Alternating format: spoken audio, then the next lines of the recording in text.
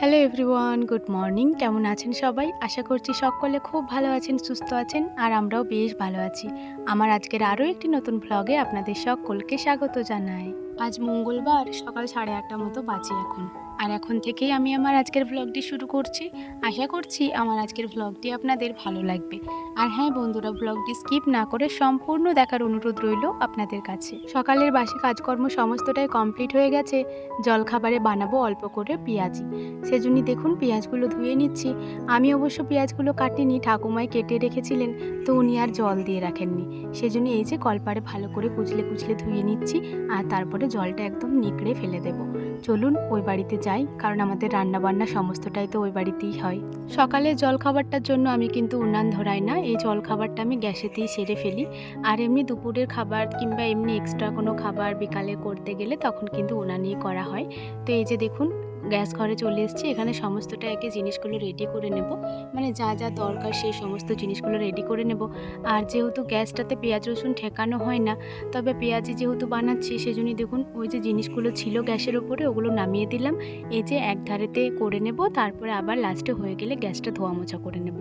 বাড়িতে সর্ষের তেল বাড়ন্ত, আর ঘানিটা আমাদের দিয়ে আসা হয়েছে, তবে দোকান থেকে এখনও আনা হয়নি। আপনারা তো জানেনই বাড়িতেই আমাদের ঘানি করা হয়।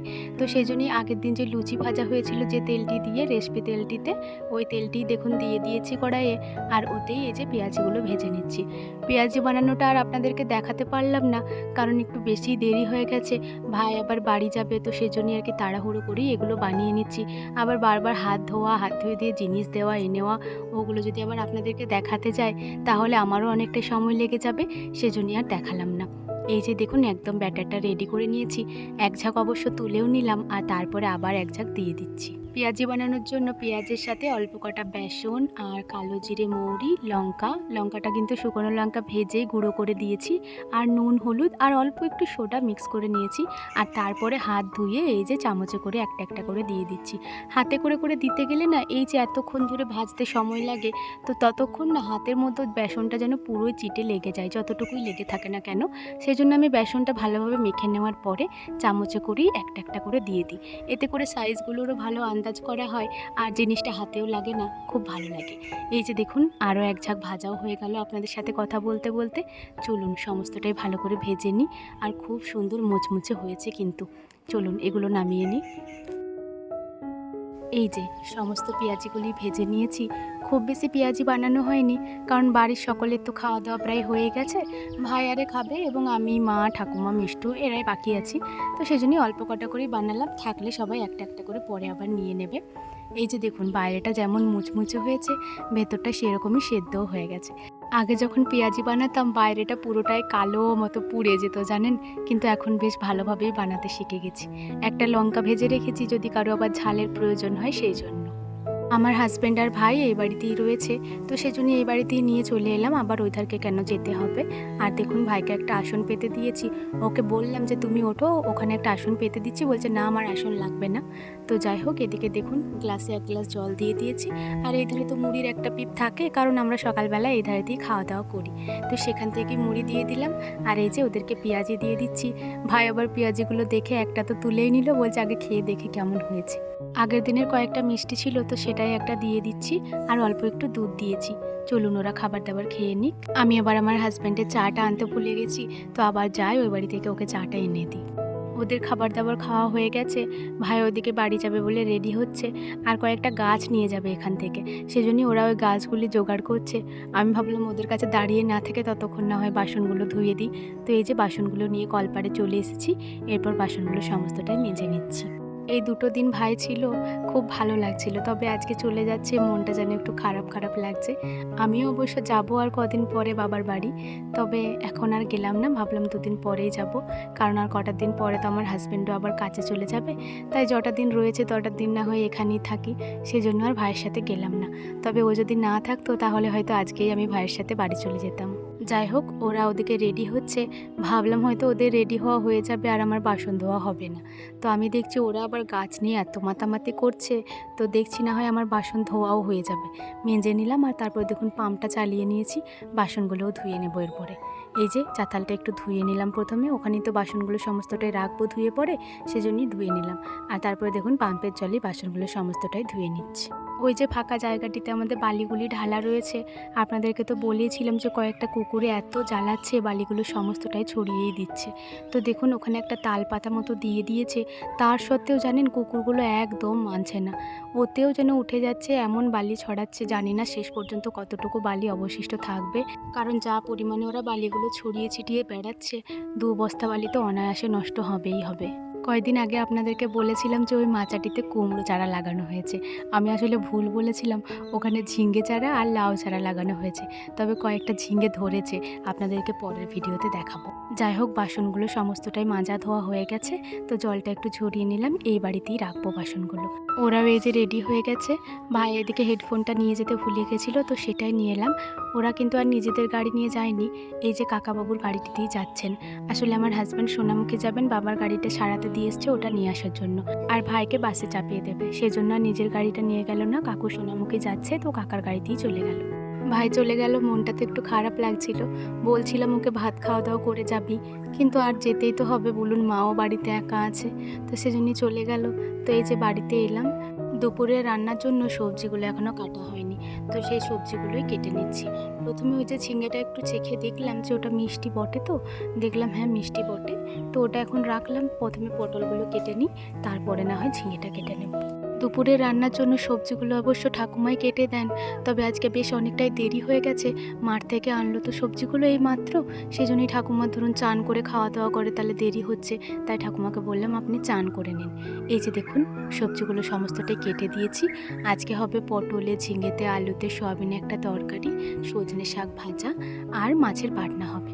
এই যে দেখুন পটল কেটে আমার হাতে কেমন সবুজ সবুজ দাগ হয়ে গেছে, ধুয়ে এলাম হাতটা তবু ভালো করে, তার সত্ত্বেও দেখুন দাগটা যায়নি, একটু পরে আবার চলে যাবে, মানে 2-4 বার বাসন টাসন ধুয়ে নিলেই আপনা আপনিই চলে যাবে। মা এদিকে সজনে শাকগুলো এখনও বাছছে, এই সজনে শাকগুলো বাছতে আমার খুবই বিরক্ত লাগে, তাই আমি আর বাছিনি, বললাম আপনিই বাছুন। এই যে দেখুন মাছ ভাজা করেছে, তো মিষ্টি ওই বাড়ি থেকে নিয়ে এসেছে একটা মাছ ভাজা, চলুন মাছ ভাজাটা খেয়ে নিই, তারপরে স্নান করতে যাব। স্নান হয়ে গেছে, আর স্নানের পরে জবও করে নিয়েছি। আজকে আর ওটা আপনাদের সাথে শেয়ার করলাম না।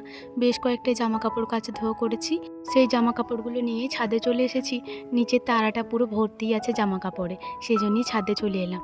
আর কি পরিমাণ রোদ দিয়েছে দেখুন, এতটাই রোদ দিয়েছে যে ভালোভাবে চোখগুলো তাকাতেই পারছি না। এদিকে কাকিমা আবার কয়েকটা কাঁথা কেচেছিল, বিছানার চাদর কেচেছিল, কাঁথাটা এক পিঠটা প্রায় শুকিয়ে গেছে, আর এক পিঠটা হালকা হালকা ভিজে রয়েছে, তো সেই পিঠটাই উল্টিয়ে এই যে ছাদে মেলে দিলাম। আর বিছানার চাদর, কাকিমার শাড়িটা ওটা শুকিয়ে গেছে, সেজন্য ওগুলো জড়ো করে রাখলাম। আমার জামা কাপড়গুলো মেলে দিই, তারপরে ওগুলো নিচেতে নিয়ে চলে যাব। যেহেতু ছাদের চারিধারে লোডটা দেওয়া নেই, এই এক ধারটিতেই লোডটা অল্প করে দেওয়া আছে, তো এই ধারেই জামা কাপড়গুলো বেশি মেলা হয়। আর মেলার পরে কিন্তু একটা করে ইট চাপিয়ে দিতে হবে, নয়তো আবার হালকা হাওয়া দিলেই সমস্তটাই নিচেতে পড়ে যাবে। তো এই যে ভাঙা ভাঙা যে কটা ইট ছিল, ওই সমস্তটা ইট কিন্তু অর্ধেক অর্ধেক করে চাপিয়ে দিয়েছি। আমি যখনই ছাদে আসি, এই যে গাছপালাগুলি দেখছেন, এগুলি দেখতে আমার বেশ ভালো লাগে। আগে তো প্রায় দিনই বিকেলবেলা ছাদে আসা হতো, তবে এখন আর কাজে কাজে আসা হয় না। তবে এই যে জামা কাপড় মেলতে আরে এলে তখন দেখি বেশ ভালো লাগে। এই যে সমস্তটাই মেলা হয়ে গেছে, চলুন জামা কাপড়গুলো নিয়ে এরপর নিচেতে যাই। ছাদের থেকে নিচে এলাম, মা ওদিকে বলছিল যে অনু কয়েকটা পেয়ারা ছিল, তো ওগুলো মেখে দেবো কি? আমি বললাম হ্যাঁ ঠিক, তো আমি তো আবার ভুলেই যাই জানেন, আমার হাজব্যান্ড এনে এনে রাখে, তবে আমি খেতেই ভুলে যাই। সেই জন্য আমি মাকে বলে রাখি যে মা এই জিনিসটা এনেছে, আপনি আমাকে মনে করিয়ে দেবেন। তো এই যে মা মনে করিয়ে দিল, দুটো বড় বড় পেয়ারা। এটা আমাদের গ্রামেরই কাদের গাছ থেকে এনেছে জানি না, তবে পেয়ারাগুলি বেশ ভালো, কিন্তু একটু বেশি বীজ আছে, তো বীজগুলো একটু ফেলে দিয়ে পরে খেলে বেশ ভালো লাগে। এই যে মা আবার একটা জলজিরা এনেছে, এই জলজিরা দিয়ে পেয়ারা মাখাটা খেতে অপূর্ব সুন্দর লাগে। এই যে মা মেখে দিয়েছে আর বাটি করে আমাকে দিয়েও দিয়েছে। আমি আবার খুব বেশি খেতে পারি না, তো আমাকে অল্প করেই দিয়েছে, আর বাকিটা বাড়ির সবাইকে আবার অল্প অল্প করে দিয়েছে। জলজিরা মাখা পেয়ারাগুলো দেখেই যেন জিভে জল আসছে। চলুন একটা খেয়ে দেখি যে কেমন লাগছে। এই যে দেখেই তো আমার জিভে জল আসছে, খেয়ে আর কি বলবো, খেয়েও অপূর্ব সুন্দর লাগছিল, মানে খেতে খেতেই যেন জিভের জলটা আর কমছে না। খুব ভালো হয়েছে, চলুন এগুলো খেয়ে নিই। এখন 2:10-15 মতো বাজে। মা এদিকে ডেকে বেড়াচ্ছে খাবার খাওয়ার জন্য। আমার হাজব্যান্ড নিচেতে ঘুমাচ্ছিল, আমি আবার ছাদে উপরে উঠে ভয়েস দিচ্ছিলাম। তো মা অনেক ডাকাডাকি করে নিয়ে এলো। তো এই যে খাবার বেড়ে দিয়েছে। আর এই খাবারের মধ্যে সবচেয়ে ভালো জিনিসটি হচ্ছে এই যে শুশুনি শাক। আজ সকালবেলায় মাকে বলছিলাম, মা শুশুনি শাক খেতে খুব ইচ্ছা করছে। ভগবান হয়তো আমার ইচ্ছাটা শুনে নিয়েছিলেন। তো এই যে দেখুন পাশের বাড়ির ঠাকুমা দিয়ে গেছে অল্প কটা শুশুনি শাক ভাজা। শাক তো শুধু দিতে নেই, সেজন্য আবার অল্প কটা ভাত দিয়েছে। আর আজকে আমাদের তরকারি তো কী হয়েছে আপনাদেরকে বললামই। এই যে আমাদের ঘরেও সর্ষে শাক হয়েছে, তবে এই সর্ষে শাকটা আমার বাছতেও যেমন ভালো লাগে না, তেমন খেতেও ভালো লাগে না। শুধুমাত্র পাতা সাজাতে নেওয়া হয়েছে। কাকিমাকে অবশ্য বারণ করি না দেওয়ার জন্য, তবুও কাকিমা দিয়েই দেবে। যাই হোক, চলুন এই শুশুনি শাকটা দিয়েই খেয়ে নিই। আর মাছের টকটাও কিন্তু আজকে বেশ ভালো হয়েছিল।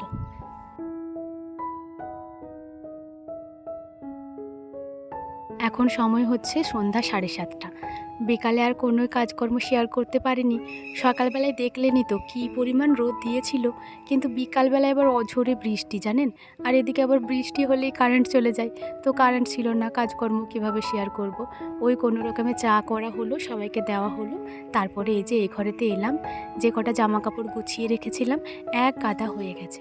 তো সেগুলোই এখন ভালো করে রেখে দেবো। আর আমার এই যে বাস্কেটটার মধ্যে জামা কাপড়গুলো রাখি, এগুলোও যেন একটু এলোমেলো করে রাখা হয়ে গেছে। আর এই শাড়ি কটা তো প্রায়ই পরা হচ্ছে, তাই আর আলমারির মধ্যে রাখলাম না, এটার মধ্যেই রেখে দিচ্ছি একটু ভালো করে গুছিয়ে। এই যে আমার সমস্ত জিনিসগুলোই ধরে গেছে, তবে আর কোনো জিনিস এটার মধ্যে রাখা যাবে না, একদম পুরোটাই ভর্তি। এই যে কোনো রকমে একটু চাপ দিয়ে দিয়ে লাগালাম। এরপর চলুন নিচেটাতে রেখে দিই। আর বন্ধুরা, আমি এখন ভয়েস দিচ্ছি, একটা পাখি এত জোরে জোরে চিৎকার করছে, মানে সেই শুরু থেকে চিৎকার করছে। এখন আবার যেন ওনার চিৎকারটা আরোই বেড়ে গেছে, তো ওনার আওয়াজটাকে একটু ইগনোর করবেন। এদিকে দেখুন মিষ্টু পড়তে বসতে এসেছে, বললো বৌদি খাতাগুলো দাও। ওর খাতাগুলো না আমি নিজের কাছেই রাখি। ওর কাছে থাকলে ব্যাগেও ঠিকঠাকভাবে ঢুকাতে পারবে না, তখন ওগুলো দুমড়ে যাবে, ছিঁড়ে যাবে। তাই আমার কাছে লেখানোর খাতাগুলো আমি আমার কাছেই রাখি। যাই হোক, ওকে খাতাগুলো দিলাম, বললাম তুই ততক্ষণ পড়। আর এদিকে দেখুন আমার হাজব্যান্ডের যে কটা গেঞ্জি জামা ছিল ওগুলো ওর বাস্কেটটার মধ্যে রেখে দিলাম। আর তারপরে জিনিসগুলো একটু ঠিকঠাক করে দিলাম। এরপর চলুন মিষ্টুকে পড়তে বসাই। আজকে সারাটা দিন প্রচণ্ড পরিমাণে রোদ দেওয়ায় গরমটাও বেশ লাগছিল। তবে বৃষ্টিটা হয়ে ওয়েদারটা একটু ঠান্ডা হলেও ঘরের মধ্যে একটু একটু গরম লাগছে।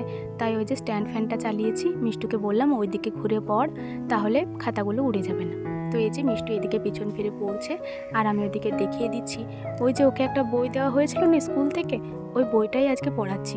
কয়দিন হলো পড়ানো হয়নি ওর বইটা। তাহলে চলুন আজকের ভ্লগটা এই পর্যন্তই। ভালো লাগলে অবশ্যই লাইক কমেন্ট করবেন এবং সাবস্ক্রাইব করে আমার ছোট্ট চ্যানেলটির পাশে থাকবেন। যদি আপনাদের কোনো বন্ধুবান্ধব এরকম ভ্লগ দেখতে পছন্দ করে তাদেরকে শেয়ারও করে দেবেন। সবাই ভালো থাকবেন, সুস্থ থাকবেন। আবারও দেখা হবে পরের কোনো একটি ভ্লগে। ততক্ষণের জন্য সবাই ভালো থাকুন, সুস্থ থাকুন আর সাবধানে থাকুন।